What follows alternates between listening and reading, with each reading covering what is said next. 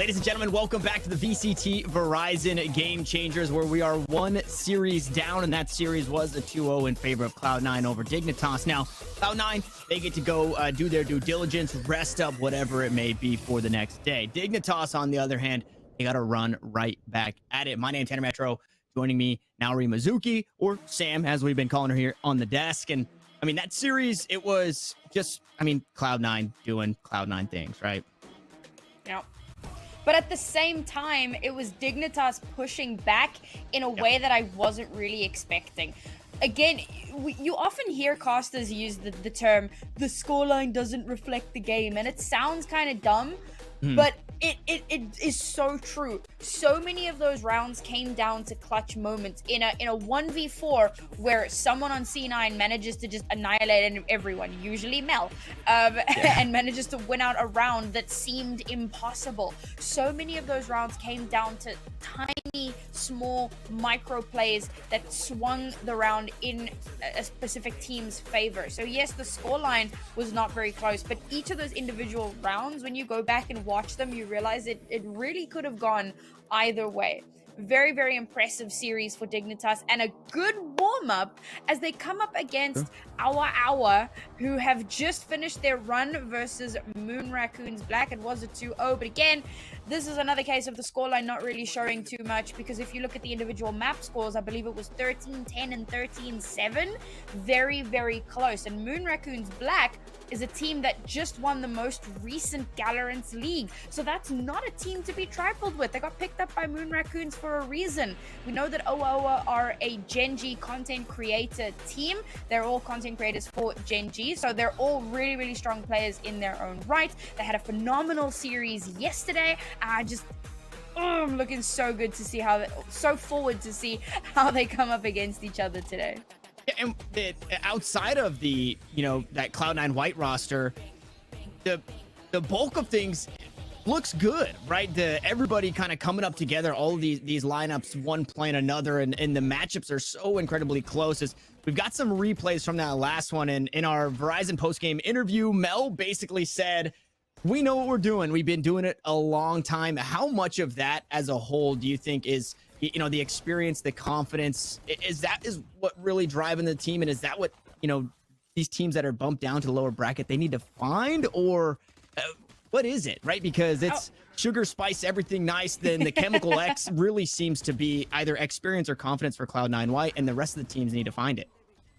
Well, that's the thing. I think for TSM, it was confidence, because they performed way better than what we'd expected for a team that had just been thrown together. For Cloud9 White, it's that combination, confidence and experience. You cannot underestimate the power of experience, and not just any old experience, right? I'm not talking about your ranked games in Radiant. Right. Like, that's a form of experience, but it's not going to help you when you get in the server, in the custom lobby, and you're going up against a team that's been playing together for months on end.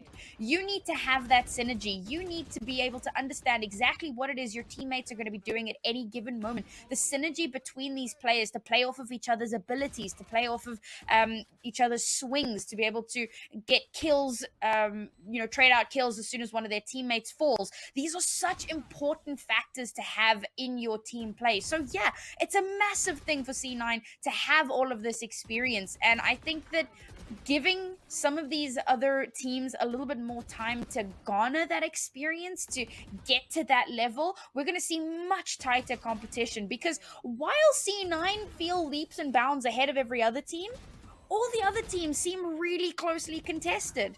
It doesn't feel like there's these giant leaps between each individual team. There's one team ahead of the curve, and every other team fighting it out, dog eat dog, neck and neck, trying to claw their way to fight that main team in the grand final. You give these teams some time, you give them the resources, you give them the Verizon Game Changers arena, and you watch them flourish. And that's exactly what they are looking to do. Now, with that, for this matchup specifically, because in the last one, there was, teams were flourished. They had life. Unfortunately, Dignitas losing, getting bumped down to now play against OWA. OWA, this is kind of your last-ditch effort, right? Loser goes home on this one, as we've got those rosters ready to be pulled up on the screens for you guys. And, notable names. It really feels like everybody across the board here, but we talked about Sholiana. Thea, I think, really showed up in the last one, and then you've got some stats on Stephanie that kind of seem out of this world. So every single player on our hour have ridiculous kills. Every single one of them are 59 plus in kills over the entirety of the tournament, with Stephanie leading the charge at 81 kills over the entire course of the VALORANT Game Changers. It is ridiculous. On top of that, she's had 23 multi-kills and 6 first bloods. And if I go down a little bit lower, Madison, who's also sitting on about 74 kills, 23 multi-kills, and 12 first bloods. These are fantastic stats for these ladies to have. And immediately with stuff like that, you can see why they've been performing so well in their respective matches. And we see the head-to-head here. Stephanie versus Rain. Rain was a standout player for Dignitas in the previous matchup. They don't really match up too evenly though. Despite Stephanie's major stats that she's had, you also have to factor in that they've played quite a few more maps. So as much as she's been a stellar player for our hour, it's going to be interesting to see how she matches up versus Rain, and of course how our hour as a whole match up against Dignitas. Yeah, we noted the kills for some of the players for our hour, and if you guys didn't catch their series, I already talked about how crazy it was, but it was a 13-1, a 13-2, and then a 14-12. So when you're playing 26 rounds in a game, you know, just about everybody's dropping a 20 bomb at that point, or at least you're hoping that is the case. And that was in defeat. So, you know, give them 2 more rounds and they would have X amount more kills as a whole. More importantly, kills aren't everything, and we know that as a whole there's a whole lot more that comes into this. Maybe in solo queue you're looking at the ACSs of the players on your teams, and you know, maybe you're giving some slack for being the jet at the bottom of the scoreboard, but in this one it's all about how they're going to work together. And the Dignitas roster is one that's been together for a long time. Awa being, you know, the Gen G content creators, I'm sure they're very familiar and I'm sure they have played together. But I'm wondering how much they've put into a competitive scene like this, because I think that is what is going to separate the 2 games. Absolutely. I think that getting that synergy, as you said, they probably play together quite often. When you're a team of content creators, very often you'll kind of party up, you'll all be streaming at the same time, playing together, having fun. But again, it's not the same vibe as an actual competitive match. And everybody's, you know, you queue for your competitive game and you're like, yeah, we're going to be taking this seriously, but it's still not quite the same. It's like QP, ranked, actual competitive game, like competition. The difference is massive. So I really want to see how they're going to rally themselves together to take on this Dignitas team. And I want to inform you guys that you might get some deja vu from this, but we have these maps ready for you guys, and it's the exact same layout for the most part. Somewhat a little bit flipped. We're going to be headed over to Ascent the first time around, but Icebox and Split off the board. Ascent, Haven, and Bind going to be the selection here. And I'm excited for it. Ascent is a map that I feel like everybody should be comfortable on, but we still see some teams flounder. And I say everybody should be comfortable mainly because I feel like a lot of players, teams, whatever it may be, you know, kind of note this as one of the more standardized tactical shooter maps, the way that you play it, the way that the map is laid out. And sometimes we're seeing some teams fall flat. So we're going to see who can get it done here. It was a 13-1 for Awa on Ascent against CLG Red, which is a very, very tough team. So, you know, I've been hyping up Dignitas and all their experience, but it's still going to be a very tall task. And I must say that the map picks do not surprise me in the least. The very first ban that came through was Dignitas banning out Icebox. Why? They have literally never played it. I'm going to keep talking about this because it's one of the most ridiculous stats to me. And then our gets to ban out a map. You know which map they ban out? They ban out Split. Do you know why? Come on, take a guess. They zero plays or low plays? They've never played it. They've literally never played Split. Oh, this is fantastic. And then, okay, so Dignitas pick Ascent. And again, like, stats become difficult here. Our have a 0% win rate on Haven, but they've only played 1 map of Haven. So there's potential there to turn that one around. But Ascent is also not Dignitas's best map statistically speaking. However, maybe they feel a little bit more comfortable on it. We did get to see them play it a little bit in the previous series, so maybe they kind of feel warmed up on it. They want to give that one a second go. Let's see how they manage to turn that one around. I wonder how the mentality is going in, knowing you're playing the exact same maps again. And I know usually you throw the questions to me, but I'm curious about your opinion. Do you think that it gives you, like, what do you think it does to your mental to know that you're playing the exact same maps twice in a row? I mean, I think it just, especially with the layout of this one, because it went Haven, then Ascent. Now it's going Ascent, then Haven. So kind of, it probably just feels like a longer game on Ascent for Dignitas, and especially because they've got a game under their belt. I think this really bodes well for them.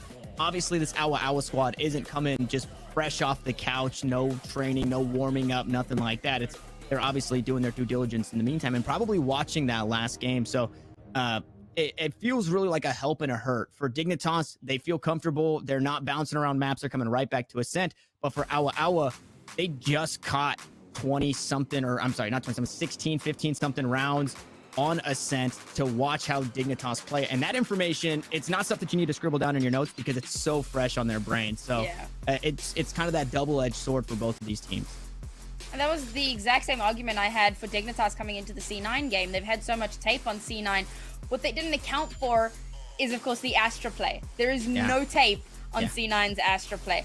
But the converse here is that Dignitas, we have tape on Dignitas playing Haven and Ascent. We literally just watched it, and they didn't play anything wild and crazy. No Yorus, no Astras, nothing like really out there. Okay, the no Yoru is like super expected.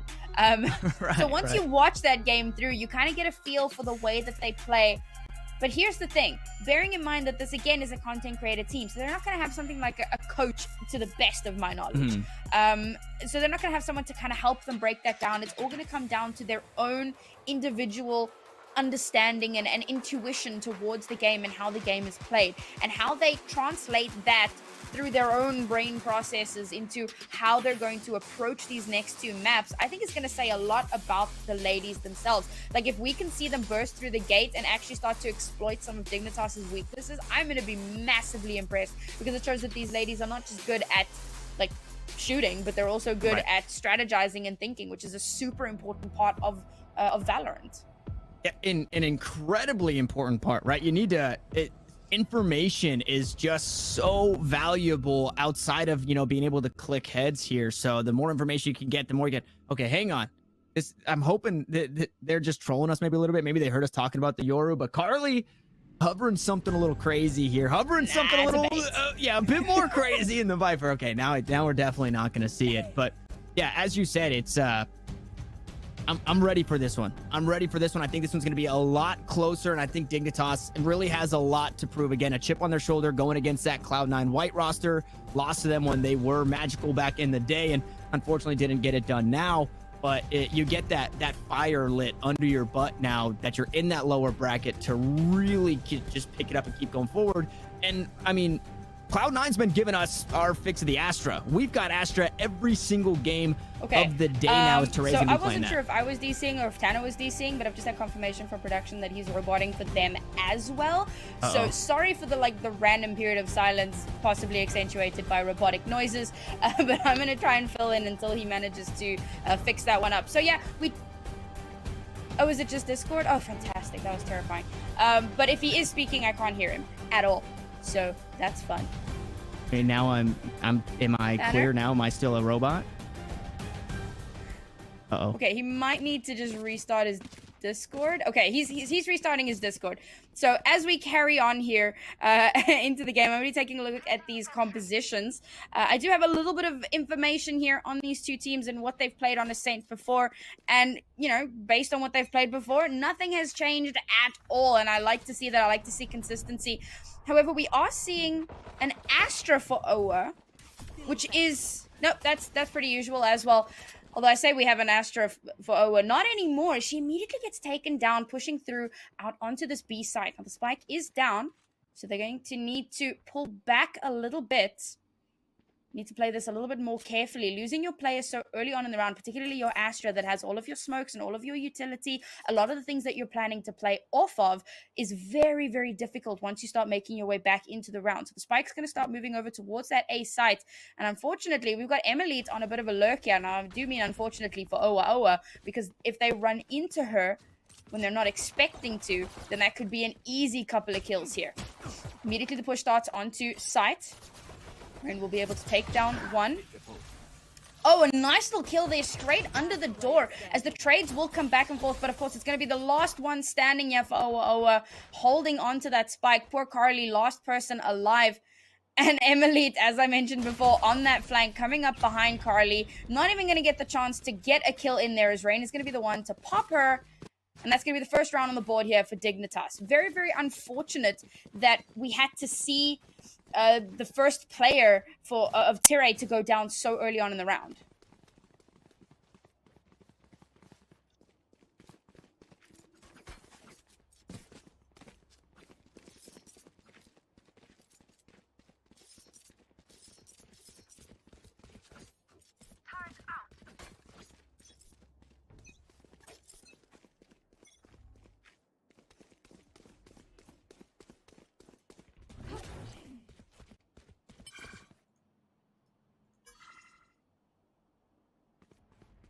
All right, it seems I'm back on board. Unfortunately, Sam had to take a leave after solo casting that first pistol round, and hopefully my producers will let me know if they've still got me. As Dignitas off to a solid start, nice and early in this one. It's exactly what you needed to see after coming off that loss from Cloud9. But pistols is really where they start to reign supreme, and we'll see what OWA can get done. As Teray gonna go galactic, try and get those stars down. Now on the attacking side, the stars can be very telling as to where you are gonna push, especially when those smokes end up getting popped here. Sholiana holding it down, Ares in the hand, the spike gonna push up towards lane, and they actually find the kill. The classic starting to come online as Madison takes down the Sova, holding it down on a site. Now the retake to commence, but in a 4v5, OWA have the numbers advantage, but not necessarily the arsenals. A nice Leer comes through. The classic just unfortunately can't cut through it. Not in time, at least.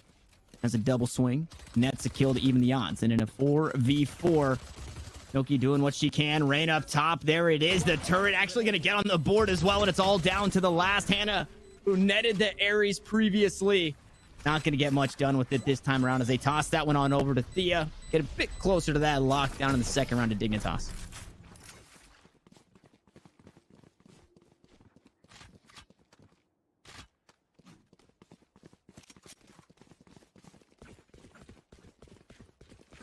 Now, with rifles on the board, full armor across the board, this should be the round that we see OWA strike back. And this is actually the map that I was expecting them to do fairly well on. Obviously, weighing a lot on that pistol to get things going this next rifle round, this first rifle round. Will be the first time we start to see a bit more of that action. It's Spectres and an Ares across the board. We've seen how much the Ares can get done.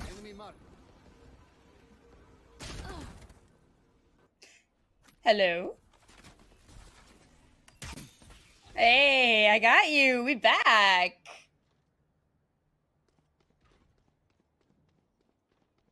Are you? I don't hear anything in VMix. Okay, nice. Yeah, so technical stuff on the fly. We're so good at this job. I didn't get to catch any of the previous rounds because I was trying to sort that one out. But I do see that it's 2-0 now for Dignitas. And OWA look to be going for a full rush towards the A site with a lurking Cypher as well to try and back them up as they rush straight through onto the site.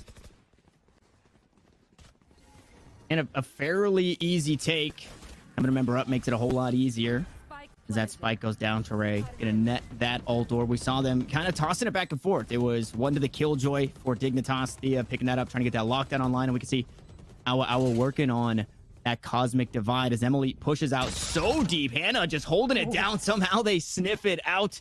An unfortunate spot to be. The odds get even, but Dignitas are working against the clock. They've got to pull the trigger. We could quite possibly see a save if they don't start to get it done soon. They do need to play this one a little bit more carefully, though. Gonna play this a bit more patiently, but despite the patience, OWA just going in super aggressive here. Tirray popping off. Now we can see why they wanted to get off the board so quickly in that first round, because once she gets online, she just absolutely dominates. A nice little 3K there to help clutch out and get OWA their first point on the board.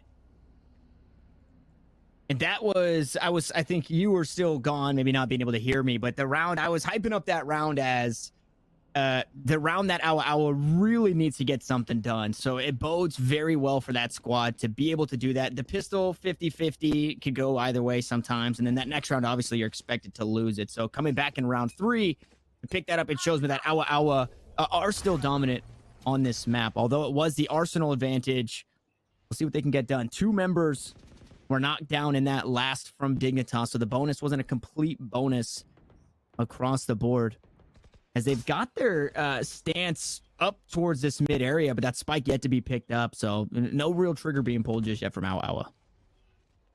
I like to see that they are playing this that little bit more patiently. Now, that was a word that I used in the previous round as well, but you're not seeing them kind of burst aggressively onto site or playing too unrealistically quickly. They want to gather a little bit of intel first. They've got that double information gatherer setup, you know, the Cypher and the Sova. So they've got the time. They've realized now the B site's more or less open, so this is where they're going to be pushing through. But Dignitas are very, very close to that B site. They're going to be able to rotate very, very quickly. And again, I think that we're going to have another lurk coming through here. As yes, Emily and Thea seem to be making their way through mid. They're going to be pushing up through the B site, and they're going to create that pincer. And it's the same thing they did in that second round. They pushed together. The information is there, though, as a whole lot of kills over towards B. Sholiana just holding it down. They don't even need the flame. As Rain looks for the last, instead it's Emily swinging on through, Bulldog in hand. Wow, that was a huge round for Dignitas to pick up. And this bodes the question for OWA. So, of course, they play that one a little bit more passively, but they're playing into a team that plays that passive play style that little bit better. They, like, out-passive OWA's passiveness, if you can even put it that way. So they don't really have an opportunity. They need to be watching their flanks a little bit better, because as much as that flank didn't make it to them on time, the pincer motion comes in. So they've got to be watching those cross angles, watching to make sure people aren't coming in from various directions, so that they have an opportunity to push through, get through those blind spots. That's a very, very important one. The blades are going to be popped here for Madison, and they're going to start pushing towards the A site. And again, I think this might just be to make noise, because the spike slowly starting to make its way to the rest of the team. Okay, so it's not just to make noise. They actually are going to go for the A push here. Yeah, this was a very labored buy, though. So using the knives could either be huge, as Madison finds that first kill. So they do start to pay off in favor. Sholiana tries to slow things down the updraft, but it's going to catch the toesies there. So now the blade's offline. And you've got, like I said, this labored buy. Spectres, Sheriffs, that's all you have to work with. And you've got so much working against you. The lockdown going to be popped by Thea. You're now going to have to get away from this site as Stephanie holds it down inside one of these nebula smokes. Picks up 1 kill, looks for the lockdown, not able to find the next kill, and should get detained on the way out. 2 members detained, as it's all down to the last. Stephanie trying to hide in the corner, and the spike not in the best spot for Hannah to play around it. Dignitas, they get it done despite losing a member early. And we weren't really expecting OWA to do too well on that map, because again, they were kind of ecoing it out a little bit there. To get caught in the detain was definitely unfortunate, not able to actually get the lockdown out of play. And so you get 2 people off the back of just the lockdown.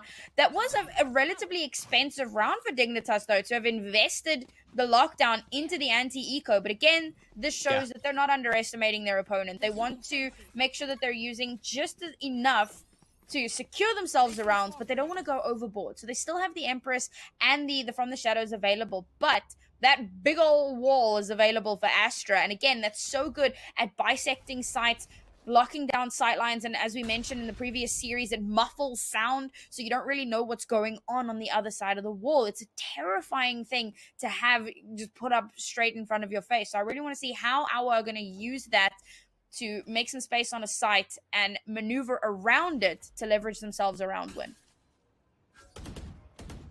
I'm definitely keeping my eye on that, as the Astra is split up from the team. Madison trying to gain some ground up towards Catwalk, and Emily gonna deny that there. To dismiss to get away and look for a bit more information, and things get a whole lot harder. The Cosmic Divide is still available, but once you lose a member in your next buy round, you're maybe not looking to pop that one immediately, as the spike has since been picked up and is moving on over towards this B site. But it's a full setup, and we've seen what Thea can do. So this Killjoy, although all by her lonesome, still very scary over here. Teray over in their astral form, dropping some smokes, possibly some gravital pulls as well, just to give themselves a little... Oh my goodness, Thea not going to get the opportunity to react at all, as all of her utility goes offline as she's taken down. That is such a feels bad, man. There, I was expecting Thea to get so much more, but instead it's OWA making their way on the site. Now, it wasn't for free, and because of that kill early, they're still down a player despite going 1-for-1 towards this B site. But with the spike planted and Stephanie doing things like that, it makes it a whole lot more doable. Looking for another kill, trying to tap. Unfortunately, Emily is going to go with that Ferrari swing and peek. Finds that kill in the last two. Chipped away, lower on HP. That recon bolt is going to be taken down. So you have the information that they're lane. One to fall. That's Rain going down through the wall. Sholiana picks up another, making that Odin pay off. And through the smoke, Teray has nothing to go off of. Emily finds a nice little 3K as Dignitas running low on time. No! Oh my goodness, I Oh my wasn't even paying God. attention. It's the clutch for Teray. Oh, that was so well played by Teray. She runs down the clock for so long. We actually saw the fake. Sholiana touches the spike, and if she'd actually stuck it, they might have been able to push through, because she moves to the side but doesn't realize, and should have had a little bit more faith in Emily, because Emily pushes into back aside to get the kill onto Teray. So the stick could have gone through there, and this is where we talk about that synergy. It's so important. Trust your teammates. Yes, it's a dangerous situation to be in. It could have gone either way, but Emily would then have been a distraction to Teray, so you might have still been able to get at least the halfway there. And unfortunately, they run down the time and aren't able to get the defuse. A really well played round from OWA. And they're trying to get more here with the quick play towards A, but immediately stunted there as that judge found two. Now the neural theft for the information, but OWA find themselves once more at a player disadvantage. Sholiana gonna avoid information from now. That drone does give a bit away, and quite possibly, no, doesn't spot the one under heaven. So an Omen might be able to see what Rain can do. Usually good for a multi-kill whenever she is showcased, and has the from the shadows. That spike, it's bouncing back and forth. They still haven't made a decision. The last time we saw this, though, it was a full rotate over towards B. OWA, I feel, are a little bit too hesitant. Like, there's being patient and waiting for information, and then there's just running down the time a little bit too much. They're kind of staggering outside. Oh, there's that wall. I've been waiting for it. Let's see how they utilize this, because it doesn't cut the entire site. It just cuts off a small portion where you usually plant the spike. Yeah, but, I mean, there it is. It was all Rain all day there, and when you voted that question before, how does this wall go down, and our interests in it, I was thinking the same thing. It's so hard to get value if you just try and cut something in half, because there's so many nooks and crannies around both of the sides, around mid, to play around, and that was the perfect showing. It was Sholiana and Emily on one side, but Rain holding it down on the more positive side of that Cosmic Divide, and it comes up huge there. 3 kills on the round, a multi-kill, like I said, going into that round. Whenever Rain is showcased, she really does show up. Yeah, absolutely. I think that the wall itself was just positioned a little bit too unfavorably. As they push out through that choke point, they don't have enough time to actually utilize, particularly because there were players coming from heaven. If everyone was just rushing through tree, the wall would have worked out way better. But because you have some coming from heaven as well, they've got really long sight lines on you. They can see you rushing through that choke point. That wall does nothing. Now, we do have attack pause coming through here for our hour, and I think they need it. You don't want to wait too long to take that attack pause. Give yourself a moment of respite. Figure out what you do next. They've just utilized that Astra ultimate. They only really have the Hunter's Fury left to work with. They're not even close to any other ultimate either, and they're gonna have to save this round as well. So how they approach this next round is going to be pivotal. And you mentioned, not close to any ultimates. Everything was basically used there. It was the Rolling Thunder to get things started. It didn't touch Milky, and she gets 2 kills with the judge. And I believe that neural theft was used on that body for the information. Then the wall came down, that cosmic divide, and it was just nothing to be found there. So that is a very expensive round to lose. Now, the last time, and I really hope I don't jinx Dignitas here, the last time we saw a tactical pause and Dignitas was on a bye, the other team, it was Cloud9 at the time, was on an eco. Dignitas then lost against that eco. So hopefully I don't cast or curse them, but this could be, you know, I guess if you're going off information, once is a fluke, twice is data. But the last time we saw a tactical pause, it was actually Dignitas kind of icing themselves or slowing themselves down and then losing to an eco. So that could quite possibly be the answer here for OWA. Well, it's slightly different because that was Dignitas's pause as they tried to turn around, turn things back in their favor. Now Dignitas is firmly in control. So the tac pause could work in their favor a little bit more as well as they try and figure out what OWA's next strat is going to be. But they're feeling a little bit more comfortable coming into that. I mean, look at that. The comfort coming out of their ears. Yeah, there's just B is, it's off limits, caution tape. You're not allowed to come this way, as Juliana and Thea were holding it down.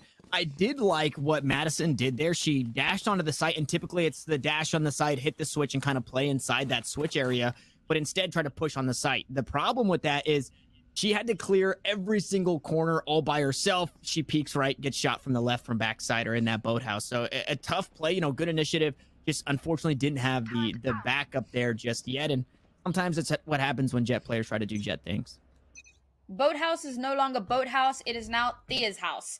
That is where she lives, and you are not welcome. Anyone that we saw it in the previous series as well. She had a phenomenal showing in Boathouse as well, where she managed to get that ridiculous 3K. So yeah, that's a dangerous place to push onto. But that now bodes the question: where do you push onto? Because the A side is unlocked with 3 people. Your only real option here is mid, which is what they're going for right now. But the rotations will be so quick from either side that you yourself as the attacking team need to really be on your toes as you make your way onto site. They have actually managed to get the spike to site though. So now it's all about that post plant, and it's retake, retake, retake for Dignitas. And I'm going to have to go back and look at this round to see, because it seemed like they're Thea and Sholiana were playing off site, and I didn't know if it was they were playing off site or there was a mid call and they rotated off, because then that obviously, you know, bodes well for OWA baiting out those rotations and then taking that site for free. Unfortunately, this far it hasn't been free for either team, as kills have been traded back and forth, and Thea gonna find another again. She knows that they're inside Thea's house and she's not happy about it. They start to run him down on the retake, but Carly has the position.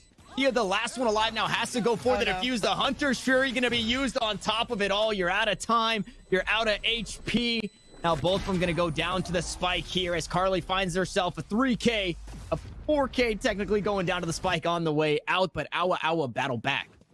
Carly does this in every single B push. She doesn't push onto site. She kind of waits out in that choke area, pulls back a little bit, and it's almost like so it's not a full lurk. She doesn't go off on a wild adventure, rotate all the way back and then lurk back, but she hides in a corner, and once Dignitas come out onto site, she pushes in from behind them, and somehow they haven't started to expect that just yet. And you mentioned that rotation from the B side. I think that was Dignitas trying to play for the retake. So instead of having the 2 people on site to try and defend, you pull back a little bit, you play a little bit more patiently, and then you plan to push onto them, because they didn't push too far back into spawn. They just pulled back a little bit so that they were out of sight. But unfortunately, it didn't work out because, again, Carly had a fantastic kind of lurk adjacent strategy there. And if she just keeps doing that on the B site, usually she gets value out of it. And since that free, quote-unquote, B-take for OWA, the positions have rotated or switched up a little bit. We see that Killjoy playing over, Killjoy and Thea playing over towards A. And they've got a player inside market this time around. So if that alarm bot goes, it's not a free push onto this B side through that avenue. As the fault line comes down, maybe trying to bait a rotation out once more. That drone going to give up some information. The alarm bot going to be taken down as well. So a lot of mid control in favor of OWA as they continue to look to push through. This time, they're going right through the spawn. The flash point on the back of the site not needed as Teray finds that first kill. They look to turn their eyes over towards A. Only one playing here. And the backstab from Stephanie. Gonna find Rain. Now a Hunter Shri from Sholiana this time around. We've seen how strong she could be. It's Milky Way instead with the Vandal, and OWA had the play, but it doesn't seem to be their day. Teray needs to come up huge. 2 kills already on the round. Running out of time. Needs to get that spike planted. Doesn't have a whole lot of space to work with as that lockdown comes on through. It's gonna take a 4K for a 4th round here for OWA. Instead, it's Thea to find the kill as the spike gets planted. So an extra ult pip in the back pocket as Dignitas pushed to 7. Oh man, the slight gap between those 2 obstacles there. And I mean, let's face it, there wasn't a ton of time to go for that plant. Teray had literally, I think she had about half a second left by the time the spike went down. She didn't have time to think about where she was planting. All she knew is she needed to plant. And as that spike hit the ground, the swing comes out from there. And that was almost a solid round for OWA as well. I think what really kind of shot them in the foot there was the Hunter's Fury that came out and split them up, forced some of them into Milky Way sightlines, forced the rest into kind of a back alley area towards that Heaven site. And they weren't able to stick together. We talk about how important that is, that you play together as a team, and they weren't able to. They were forced out by the Hunter's Fury. And now OWA coming into this round on an eco. They're popping the Blade Storm though. So they're looking to invest into this eco round despite the fact that they don't have guns to back it up.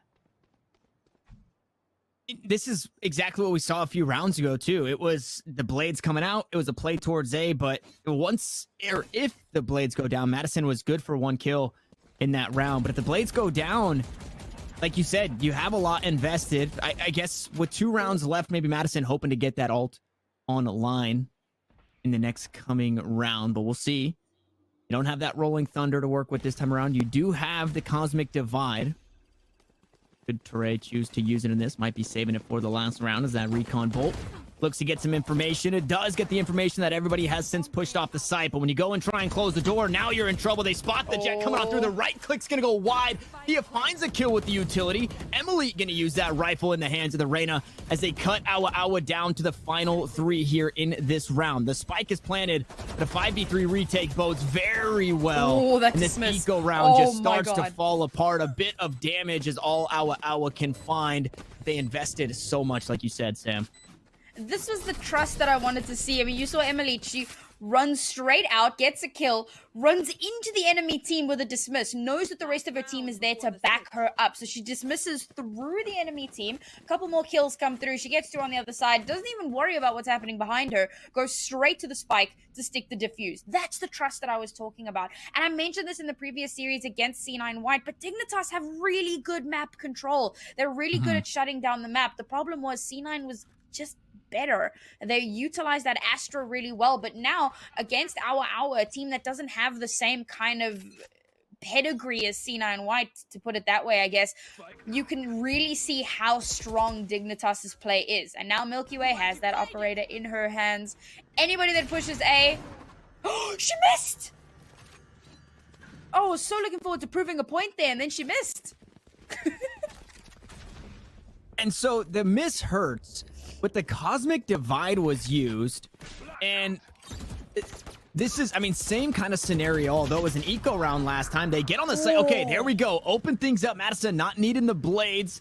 Instead, that Vandal finding the headshot through the wall, and Milky Way gets down, sit down. Operator and Blade Storm now offline for Dignitas. Down to the final 3 here in the final round of the half. Sholiana up towards Heaven. Needs to try and get something done. We've got that Empress pop for Emily as well. Looking for avenues of approach. Is going to choose to swing on through tree.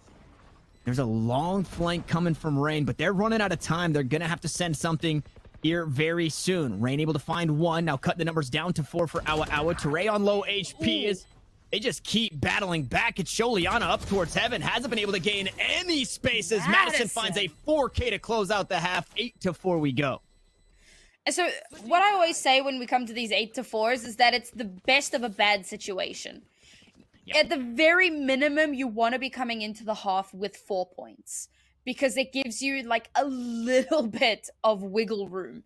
So if they lose the first 2 pistol rounds, Obviously, it's not ideal. It brings it to a 10-4, but you still have 3 rounds. So you have that, like I said, wiggle room. And if you win the 2 pistol rounds, you've brought yourself up to 6 points. So you've almost evened out the scoreline. This is not a terrible position for our to be in, particularly because they did win those first 2 pistol rounds. However, I am somewhat having some deja vu to what we saw a little earlier on, where Dignitas would win the first 2 pistol rounds in the first half. The second half would come around, and C9 would win those 2 pistol rounds. So let's see if that trend, if you can call it that, continues, as we saw our win the first 2 rounds, or the first 2 pistols in the first half.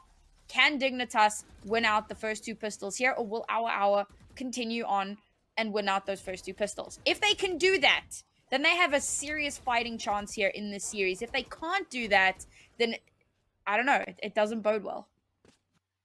And that way, I mean, if they can't, you can kind of see where and what you need to work on. I think pistol round proves to be one of the most important, especially in a series like this, or when the score is close, when you're starting to battle back and try and gain some momentum. A lot of it can get started in this second half pistol. OWA have I believe the closest game, or one of the closest games on record for the Verizon Game Changers, in that 14-12. In that, they ended up losing after being up 8-4. So now we're seeing OWA on the inverse try and battle back, right? If you go down 8-4 and you end up losing that in overtime, how do you perform when you're down 8-4? So this pistol round for both of these teams, just as important across the board. But like you said, as we've already got we saw once as a fluke, we saw twice as data. We know that Dignitas sometimes struggles here on this round, as we've got this the half round pause now coming to an end, and it's 4 stacked up over towards A, and Rain just looking to do Rain things on the lurk. That being said, so I'm just checking over my data again, and Ascent is, rather, Attack is Dignitas's weaker side on Ascent. So they had a really, really solid defensive round here.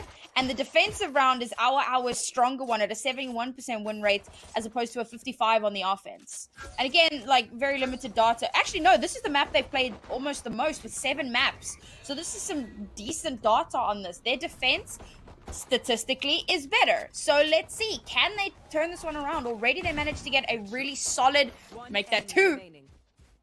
Whatever. They win. Make it, everybody. A nice flawless for OWA to battle back. And you were saying it. You were preaching the numbers. That 71% on defense now looking to skyrocket. And you can see how much of a pain that breach is to have standing on the opposite side of you. Just flash after flash, or flash point after flash point, I should say. Stopping the push-up catwalk, and then the rest of the team, they just swarm them.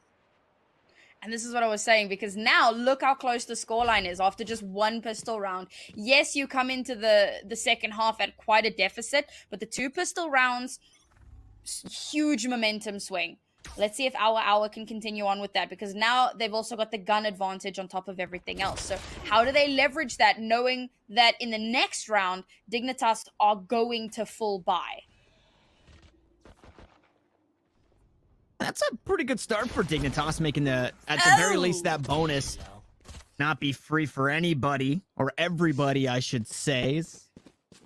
I will strike back for 2 almost immediately. This bodes well, because if you lose the rifle coming into this next one, your economy kind of goes down the drain. But getting this spike plant, it helps a whole lot for Dignitas going into the future round. So some credits kind of just tossed over by OWA, and I'm expecting this to be a fairly easy retake as Anna gets that information, and all 3 members corralled on site. I'm not sure really what you could expect for Dignitas here. A couple of right clicks really need to go your way.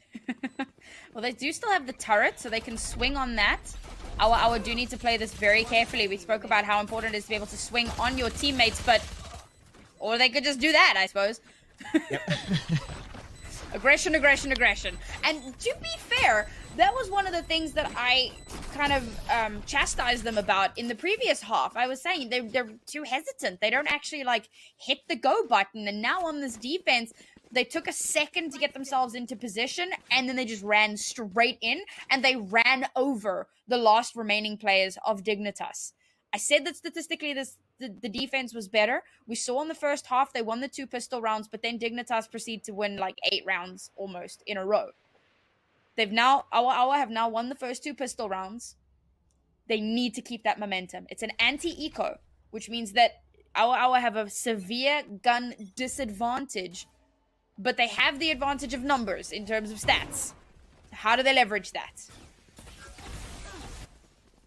Oh my earth, look at all that utility. Yeah, a lot of utility, a lot of aggression, and it's starting to get punished. The first rifle for Dignitas. They take down 2 members nice and early for OWA, and it is that bonus round, so you can tell they're just trying to close the gap and trying to get the best with these shorter range weapons like this Spectre, as the Lear is going to be used by Emily, and they sniff this one out. Madison has no way in. Now down to the last 2. It's the information gatherers. But I don't think the information doesn't win this round, I don't think. All right, ladies, I said to be more aggressive, but y'all just took that a little bit too far. You don't need to run it down mid. This isn't League of Legends, all right? Like, you need to find a middle ground, all right? You need some patience, like patient aggression. That sounds like the biggest oxymoron ever, but that's exactly what you need to have. Ooh, Emily with the 4K. Very nice. Yeah, Emily was on fire that round. Sniffed out, or got an early kill, then sniffed out that lurk from Madison, knowing that she could be pushed up close catwalk. And I mean, that right there, Madison could have had a huge round. We just saw her do that in the last, where she picked up, the last round of the half, picked up 4 kills. So we know, obviously, has that multi-kill Madison, if we will. And now it's not a bonus, right? It's Stephanie Sure on the Spectre. The breach, it's so expensive to have all of that utility, but you just need it on that agent. So it is just going to be that Spectre, but it's rifles against rifles for everybody else. So now we see how Dignitas fares in this even battle, and on, like you said, their attacking side that isn't necessarily the best. I'm really interested to see how they choose to attack this side now, because they've realized that they can't just kind of run in and do crazy things. And OWA, you know, contrary to the previous round where they just run straight out of mid and 2 people died in that middle area there, they're now playing a little bit more safe. They're waiting for Dignitas to push into them before they make any sort of moves. And this is good. Given the composition that they're running, they really have no right to just be rushing straight out into the middle of nowhere. So I like this play style a lot better. I mean, look at all of that information. Now they know exactly where... Oh, that's an unfortunate shock dart. Yeah, Carly, unfortunately tagging herself there a bit, but making up for it. His hand on the back of this site. But we know who this boathouse belongs to. It's Dignitas's clubhouse for the most part. Sholiana can get that spike down, planted in the back corner. So maybe having some strats for this one, not necessarily planning in that default spot, as Emily just continues to go to work. 4 kills in the last 2 here into this one with the Empress popped. OWA. I mean, they're working against a whole lot, and Carly trying to make things a bit easier. Both recon bolts going to be traded out, playing over towards lane. Madison goes down, Carly to fall right afterwards, and Thea feeling quite comfortable next to Sholiana here on this B site. This is what I was afraid of. You know, we see OWA taking those first 2 pistol rounds, and Dignitas are just like, all right, that's as much as we will allow you to do. And now we're getting into the danger territory, because 3 rounds left. That's all Dignitas need to win. The next round is almost a throwaway, because it's a save for OWA. If they manage to win this round, I will be thoroughly impressed. My expectation is that this is going to take us to an 11-6. That is going to put some money in OWA's pocket, so they have a chance to turn it around. But again, that puts us 1 round away from match point. Like, we're teetering so close to the edge here for OWA. They need to, if they can't win this round, they need to get as many kills as humanly possible to dent Dignitas' economy so that they have a fighting chance in the coming rounds. And now I will say on the defensive end, it gets a bit easier to get some value out of that Blade Storm. You can play those close corners. You can play the long fights. You're not necessarily having to push in and check everything to get the value. So Madison could have herself a pretty big round.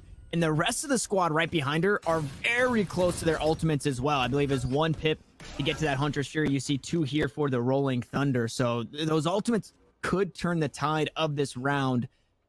Yeah, we are expecting Dignitas to be able to pick this one up. And there it is. The blades go down again. Rain goes huge. in what could have been a big round for OWA. Now once more looks like they've been flipped on their heads unless Stephanie can get something done here. Nope, the Sheriff not going to do it either. Rain goes good for a multi-kill. Teray not going to find too much. A site opened up in the last two from OWA. You just got to run it down here. Hope for the best. Hope you can hurt that economy like you said, Sam, but you definitely don't want to be saving on these Sheriffs. Oh, yeah, absolutely not. There's literally no point to that. So you want to rush out. They haven't even managed to get one kill, and it's super unfortunate. We know how powerful these guns can be. Sheriff's, the one-tap potential is massive, but the swings from Dignitas, oh my, with that shock dart, it's so unfortunate with Hannah, the last girl standing on the team there, but not going to be able to get anything done. And now this is it. This is that super, super dangerous territory, because if our lose this, we're on match point. And this, it always puts you in a really strange position, right? Because you saved on the previous round so that you would have money for this round. So now you're going to full buy. If you lose this round, you're on match point, and you have next to zero economy. Yeah. It's such a precarious situation to be in, but look how they're investing. They're giving Madison the operator this time around with only half armor as well, because they know how badly they need to win this round. So they need to lock down this map like we know that they can. They've also got a Hunter's Fury online. They need to be aware of the Blade Storm and the lockdown still available for Dignitas. Yeah, this is a tough round to be in for OWA when you're on your next buy and you do have those 4 incredibly daunting ultimates. You're just staring in the face. I'm not too sure if we'll see that Blade Storm. Hunter's Fury going to be used. Try and slow things down here. Hannah going to be the first to find a kill, and across the map they actually pick up another, so a lot of aggression towards A, but the spike is towards B. Fortunately for Dignitas, Rain didn't move. Or actually, Rain ulted into the back of the site. So much space gained off of just that Hunter's Fury. That tiny little peek there. Unfortunately, Madison not able to like get the flick, so doesn't manage to get that extra numbers advantage. But she's moving all the way over to the B side. There's that lockdown I mentioned a little bit earlier on as well. Oh, but is that the Venn diagram? No, that's just other utility. There's so much utility coming out right now. And this is beautiful usage for Dignitas. This worst case scenario for OWA. That Hunter's Fury bought so much space on B. The ult to the back of Boathouse just to secure. Now Sholiana making sure it hurts on the way out. The economy's already in a bad spot. Why'd you have to do it to him? Dignitas on map point here on Ascent, and they've looked like they've turned a new leaf from that last series.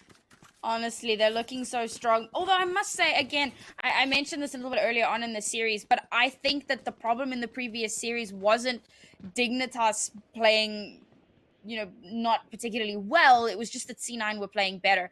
Dignitas are remaining fairly consistent right now, and it's just our. We kind of highlighted this. They're the content creator team. Yes, they are phenomenal players individually, but they're not actually a competitive team. And now as they come into this very last round with one of them janky 4 spies, they've got a judge. Hopefully Madison will be able to shut down something. If they win this round, it will be the coolest redemption arc ever. That's all I'm going to say about that. I think that would be really, really fun. But if I'm going to be realistic, Blade Storm has just been popped, and I don't see our eking this one out. A very, very tall task. Because the close angles is really all they've got going for them with that judge. Madison actually going to back away from this one. So the slow creep, the slow walk, able to open up some space in itself. Hannah's still holding it down on site. Now, it's been a position that she's been playing on a site, so could quite possibly be sniffed out. There it is. Gets sprayed down. Madison does find one onto Emily, which is a pretty big kill to have. She tried to come and close the door and managed to do so. Unfortunately, paid so with her life. There's the Rolling Thunder, though, and it gets heaps of value as they're all pushed away back towards this A main area. Madison able to take down Milky Way, who had the blades available. We saw the going galactic from Teray. OWA start to fight back, and it was the judge to get it started. Now, Thea sits down. Madison, no multi-kill this time around for you, or no more for you, as the flashpoints just buy so much time. Rain has to do so much. And OWA, you caster blessed them, Sam, to get that one done. Apparently. Bless up in the chat. I am so impressed. I know, like, the Rolling Thunder is so powerful, and they'd kind of been holding on to it, waiting for the perfect moment, and that was it. That was the moment to use it. They stun up the entirety of Dignitas, and Stephanie survives, which means that they're able to use the flashpoint as well to stop them from denying the defuse. That was played so well by OWA. But here's the problem. They don't have the Rolling Thunder anymore. They do have that giant cosmic wall, which will be fantastic. They've got some rifles as well, but it's still match point. Every single round here is do or die. And it's a quick takeover towards the B side. Fortunately, Carly's here, acting as the bouncer at the door, making sure nobody gets on. Sholiana is able to try to kill back. Emily gets on the board, dismisses away for Rain to trade. And OWA now life on the line. Hannah and Madison have to go huge. They've got some utility to their name, but they don't have a whole lot of time. With the spike down, they don't have a whole lot of information. They have absolutely no idea where the post plant is being played as they wait on that drone to come on through. Rain looking to get aggressive. Madison finds the first. That's going to open things up as the classic forced. Oh, no, they might just get sprayed through. They get spotted out by the recon. Both going up over the top. The turret trying to take her down, and Hannah needs to go huge. Finds one, but it's Emily for 3. Dignitas, 13-7 will grab map 1. Again, much closer than I think either of us really would have expected, especially given how OWA's previous series went. You know, you said it was like 13-2, 13-1 or whatever, and then like the crazy overtime map. So this was way closer than the series that they had against CLG. And they had some really good shining moments as well. But Dignitas had such good map control. And it was one of the things I mentioned about them as well during the series against C9 White. They know how to lock down a site. The problem is then the executes that come after that. They have the angles. They have all of the crossfires, and they know where to look. They know how to support one another. But C9 were able to just one-up that a little bit more, whereas OWA, with the lack of experience, weren't quite sure how to deal with that. But this is only map 1. We still have another map incoming. And again, given how close that was, I think it could be anyone's game. It could still be anyone's game, and that next map is going to be Haven. Now, if there was ever a team, if I saw the scoreline 13-7, I would think, okay, Dignitas just looked like the better team. Now, OWA has proven to be one that you cannot count out because of the series that they played against CLG Red. So I'm really looking forward to this one, and I'm expecting a map 3. But before we get there, we got to take a short break before map 2. But when we come back, the series will continue between these two squads.